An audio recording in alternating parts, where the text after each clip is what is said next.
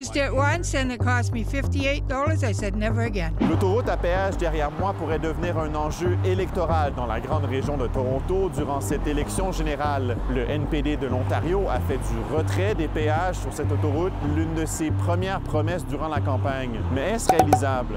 Traverser l'autoroute 407 dans le nord de Toronto peut coûter plus de 70 $ à un automobiliste.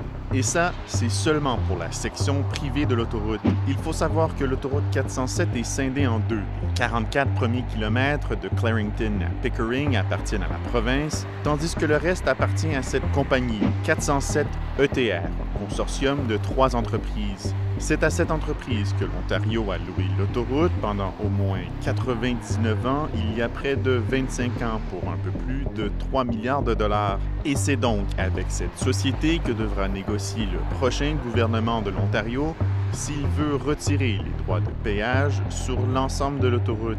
If tomorrow you and I wanted to buy this toll road, theoretically you have to pay at least 30 to 32 billion in equity and assume a debt load of 10 billion. So all in, it's an envelope slightly more than 40 billion. En point de presse mercredi, le chef progressiste conservateur Doug Ford a dit qu'il allait retirer les droits de péage sur la portion publique de l'autoroute s'il était réélu.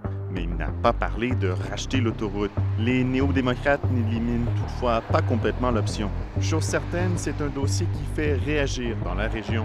On a rencontré quelques électeurs pour savoir ce qu'ils pensaient du dossier. I think the 407 shouldn't be something that the taxpayers and the amount of tax that we pay here in this province, that the toll highway, absolutely not. I don't think we should be paying a toll. Looking at it during rush hours, hardly anybody is on it because it's so expensive. It's like for rich people only.